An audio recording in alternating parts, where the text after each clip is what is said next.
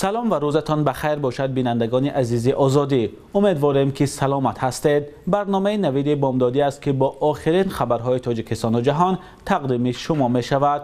مولا رجب یوسفی هستم. دوام 10 دقیقه دیگر در خدمت شما. ساعت در دوشنبه 11. نخست نگاه میکنیم به سرخط خبرهای امروز 14 اپریل. دومولا حکمت الله روحانی شناخته تاجیک درگذشت. نوالنی شکایت دارد که در زندان به او کتاب قرآن را ندادند و هشدار مفتی به تاجران به اساس بالا بردن نرخ شما را به دوزخ میبرد.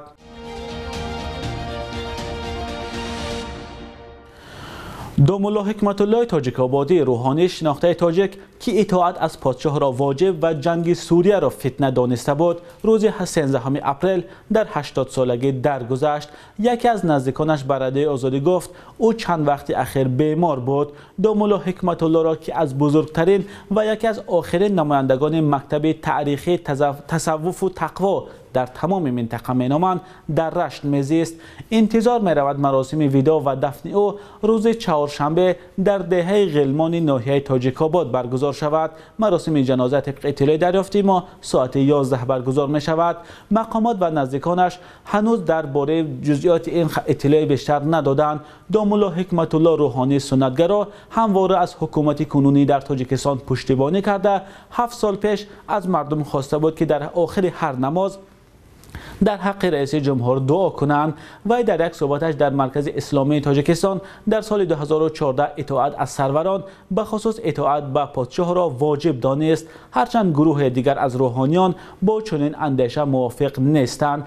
رئیس جمهوری تاجیکستان امام علی رحمان نیز در چند سفرش به وادی رشت با دومولا حکمت الله تاجیک آبادی ملاقات کرده است و تصویر صحبت‌های آنها در بایگانی محفوظ است. نام این روحانی تاجیک در مورد جنگ در سوریه نیز در سرخط رسانه‌ها قرار گرفته بود.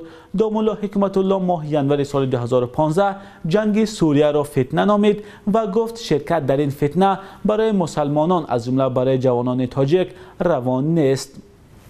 دومولا حکمت الله در گذشته عضو فعال شورای علمای مرکز اسلامی بود. سال 2004 نمازگزاری زنان را در مساجد تاجیکستان مکروه اعلان کردند. مدیر آن وقت بخش فتوا گفته بود دومولا حکمت الله تاجیک آبادی مکروهیت نمازگزاری زنان را در مساجد با دلایل قاطع ثابت کرد و منتها همه اعضای شورای علمای اسلامی تاجیکستان از همین موضع پشتیبانی کردند، هرچند برخی روحانیان در این باره نظر دیگر دارند.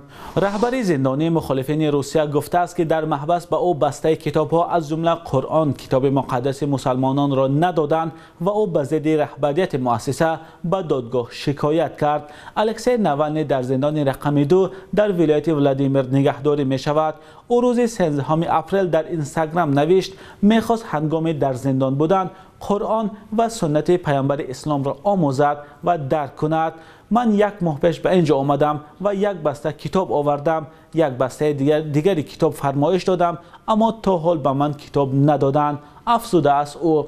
سیاستمدار ادعا دارد که کارمندان زندان میخواهند هر یک کتاب از جمله قرآن را بسنجند که مضمون افراطگرایی دارد یا نه و این به قبل او 3 ماه را در بر میگیرد. ناوالنی گفته است همه به آخر درباره اسلام و مسلمانان بحث میکنند و البته 99% مباحثان در این باره چیزی نمیفهمند. پیشوای زندانی مخالفین روسیه گفته است برای گرفتن کتاب‌های فرمایش داده خود یک محبوس با مسئولان محبس مذاکرات دارد. از این پیش مخالف حکومت روسیه گفته بود مسئولان محبس در ولایت ولادیمیر تهدید کردند که به او مجبوری خوراک میدهند. ناوالنی در آنجا گرسنه‌نشینی اعلان کرده است. پیشوای زندانی مخالفان حکومت روسیه از صحتیش و بخصوص درد کمر و پای شکایت دارد. سید مکرم عبدالقادر زاده رئیس شورای علمای تاجیکستان به تاجران هشدار داده است که در ماه رمضان نرخ محصولات را به اساس بالا نبرند. عبدالقادر زاده در صحبت به خبرگزاری دولتی خاور گفته است به طور صنعی بالا برداشتن نرخ محصولات در بازار به خاطر فایده بیشتر گرفتن در ماه رمضان عمل بدترین هست که دین اسلام آن را محکوم کرده است. نباید فراموش کرد که در این مورد پیامبر گرامی اسلام فرموده است اگر کسی در نرخ گذاری رزق و روزی مسلمانان دخالت نماید که سبب بالا رفتن قیمت آنها شود، خداوند حتما فردا روز قیامت او را در آتش دوزخ قرار خواهد داد، گفته است مفتی تاجیکستان.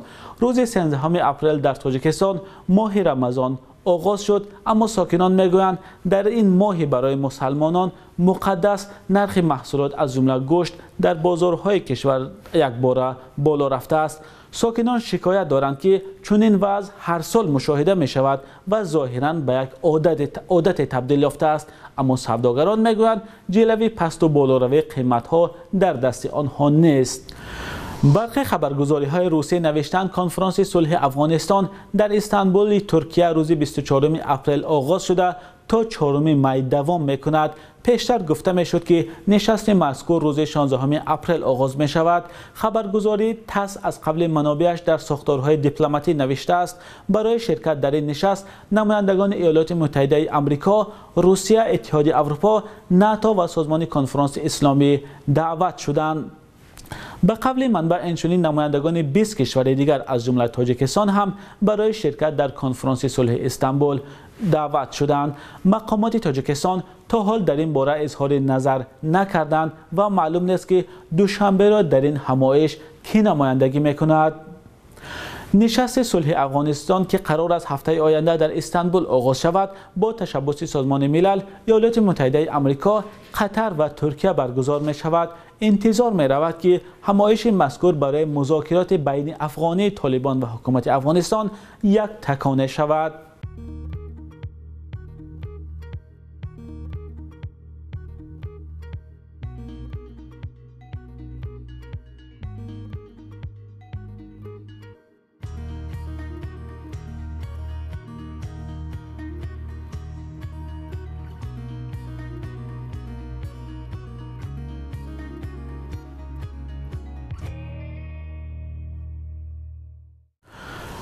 قیام الدین چقلف، هنرمند و حجم‌نگار شناخته تاجیک درگذشت. در این باره همکاران او صبح 14 اپریل در شبکه‌های اجتماعی خبر دادند. هنرمند شناخته تاجیک قیام الدین چقلف 76 سال داشت و سالهای طولانی در تئاتر به نام ابوالقاسم لاهوتی کار میکرد. سبب فوت او دقیق نیست، اما طبق اطلاع دریافتی او را در زادگاهش ناحیه فیض آباد به خاک میسپارند.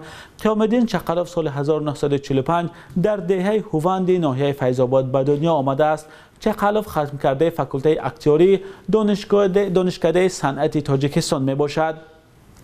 هنرمند شناخته چند سال پیش در یک صحبت به رادیوی آزادی گفته بود در تئاتر تقریبا 50 نقش آفریده است و قریب همه این نقش ها مضحکوی بودند. هنرمند شناخته در آن صحبت گفته بود در جامعه تاجیکستان حجم‌نگاران بعضا بین آتش میمانند چون نمیدانند که کدام گپ را بزنند و از کدامش خودداری کنند. نزدیکان مهرانشاه جمعیف، افسر پلیس که به گفته مقامات از تیر همکارش در بینای شعبه وزارت کارهای داخلی ناحیه 5 کشته شد، تفتیش قضیه را ناعادلانه خوانده از مقامات میخواهند مقام تفتیش کننده را عوض کنند.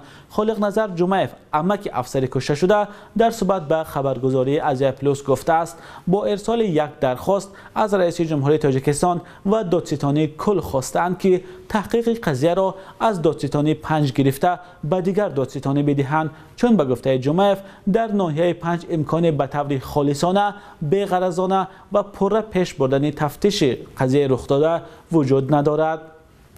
پیوندان افسر کشته شده همچنین طلب دارند که بجز از گمانبری اساسی رهبریت شعبه وزارت کارهای داخلی ناحیه 5 و مسئول قسم نظارت یراق و عوض نوبتداران نیز برای خنک نظری در نزد قانون جواب گویند. خالق نظر جمعیف افزود که طلب دیگری آنها این است که قضیه باید از روی اتهام کشتار یا ماده 104 کدکس جنایی بررسی شود.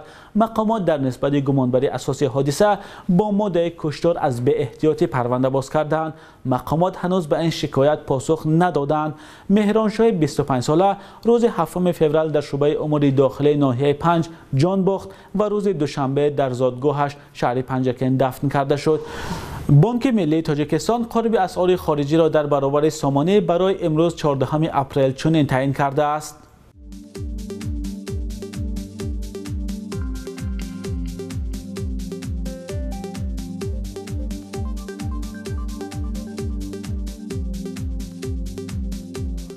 بینندگان عزیز آزادی، برنامه نوید بامدادی بود با آخرین خبرهای تاجیکستان و جهان. اخباری از این بیشتر را در سامانه رادیو آزادی و صحیفه های ما در شبکه‌های اجتماعی پیگیری کنید. فردا در همین وقت و ساعت شما را منتظریم. خدا نگهدار.